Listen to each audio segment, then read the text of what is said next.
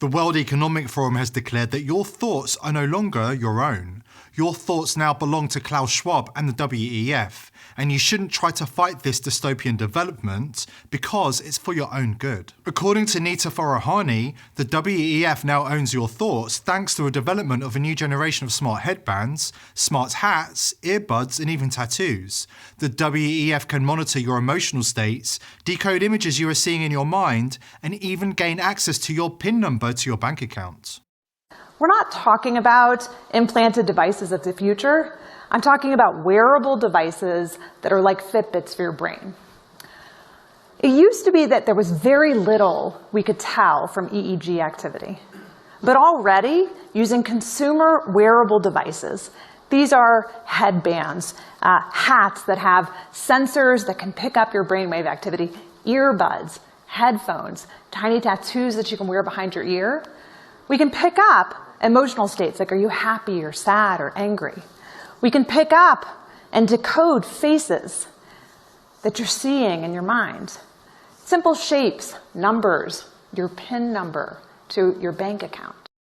They weren't joking when they said that you will own nothing, but it's the part about being happy they were probably joking about. As Yuval Noah Harari, chief advisor to Klaus Schwab, recently admitted, the World Economic Forum is following in the footsteps of authoritarian dictators in pursuing the dream of eliminating privacy, monitoring everybody, and knowing everything you think, feel, and do. This debate about privacy versus security is as old as civilization, you can say.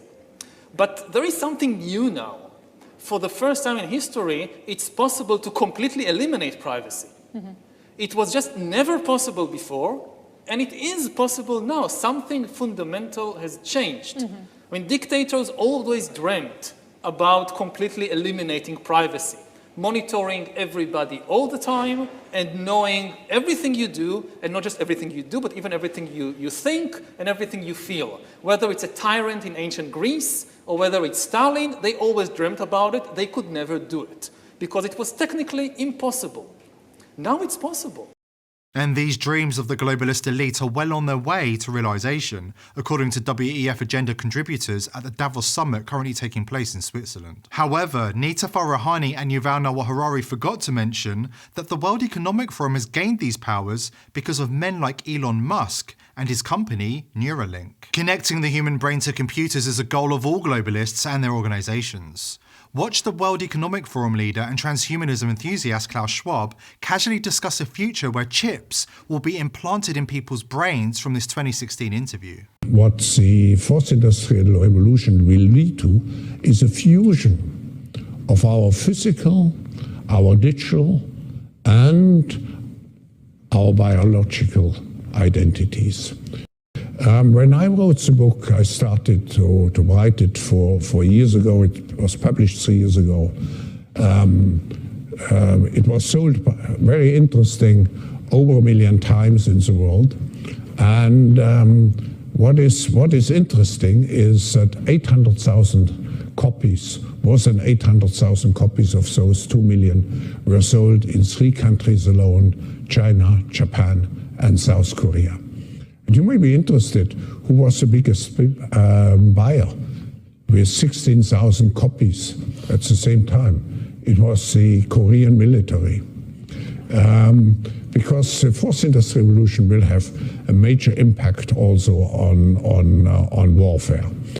Schwab explains that these chips could be a direct communication between our brains and the digital world. He believes what we will see is a kind of fusion of the physical, digital, and biological world. In other words, transhumanism. Aujourd'hui, au bout de ça, on parle de puces qu'on pourra s'implanter. Ce sera quand ça? Certainement dans les 10 années à venir. Et d'abord, on va les implanter dans nos vêtements, c'est-à-dire wearables, comme on le dit. Et après, on pourrait s'imaginer qu'on les implante dans nos cerveaux ou dans nos topos. Et à la fin, peut-être il y a une communication directe entre notre cerveau et le monde digital. Ce que nous voyons, c'est une sorte de fusion du monde physique, digital et biologique. During a 2017 World Economic Forum meeting, Klaus Schwab asked Google co-founder Sergey Brin if he could envision a future where everybody has a brain chip. Advancing very fast. But can you imagine that in 10 years when we are sitting here, we have an implant in our brains, and I can immediately feel, because you all will have implants, and we measure your brain waves, and I can immediately tell you how the people react, or I can feel how the people react to your answers. Is it imaginable? I think that is imaginable. I think you can imagine that. You can imagine, well, you're going to be sort of transplanted into the internet, so to speak, to live forever in a digital realm. You can imagine that you just in your biological incarnation are going to live to be some very long age. Klaus Schwab and the World Economic Forum are ecstatic that transhumanist Elon Musk will start testing brain implants in humans this year. In his book, Shaping the Fourth Industrial Revolution, Schwab advocates for a future in which authorities will be able to utilize the blending of technology with the human body to intrude into the hitherto private space of our minds, reading our thoughts and influencing our behavior. While Elon Musk continues playing to the crowd on Twitter, attempting to convince the masses that he is one of them, behind the scenes, Musk is supplying the globalists with the technology they need to invade our brains, leading to mass enslavement and mind control. For those who have been paying attention to what's really going on behind the scenes, Musk's behavior should come as no surprise. In reality, Musk is a long way from the self-made independent maverick he portrays himself to be. Many people don't realize that in 2008, Musk was a World Economic Forum young global leader, bowing and scraping to the globalist elite, along with Emmanuel Macron, Jacinda Ardern and Justin Trudeau, all of whom went on to become far-left authoritarians as prime ministers and presidents in WEF-infiltrated countries. In 2016, Elon Musk founded Neuralink, a company whose goal is to connect the human brain to a computer. The company is developing an ultra-high bandwidth brain chip to connect humans, computers and artificial intelligence, what Musk refers to as a Fitbit in your skull with tiny wires. In 2017, Musk expressed the exact same sentiments as globalist WEF founder Klaus Schwab. During the 2017 World Government Summit in Dubai, Musk explained that artificial intelligence was progressing so rapidly that humans would have to merge with digital intelligence to become a sort of AI-human hybrid. Over time, we will probably see a closer merger of biological intelligence and digital intelligence. Some high bandwidth interface to the brain will be something that helps achieve a symbiosis between human and machine intelligence, and maybe solves the control problem and the usefulness problem, said the billionaire futurist. In 2020, Musk and Neuralink demonstrated their success with implanting such a chip in pigs, with humans being their next target. Musk bragged that Neuralink will one day be allowed to upload, store and retrieve memories between bodies and devices. In the future, you'll be able to save and replay memories, said Musk. This is obviously sounding increasingly like a Black Mirror episode, Musk said, but essential if you have a whole brain interface. Everything that's encoded in memory you could upload, so you could basically store your memories as a backup and restore the memories. Then, ultimately, you could potentially download them into a new body or into a robot body. If a memory can be downloaded and uploaded to a new body, it can most certainly be erased or otherwise altered. And here's the kicker. The victim will never know the difference. Klaus Schwab's fourth industrial revolution will make no distinction between your digital, physical, or biological self. In 2021, Musk touted Neuralink's progress in a disturbing video in which he claimed a 9-year-old monkey called Pager is playing ping pong with his own mind.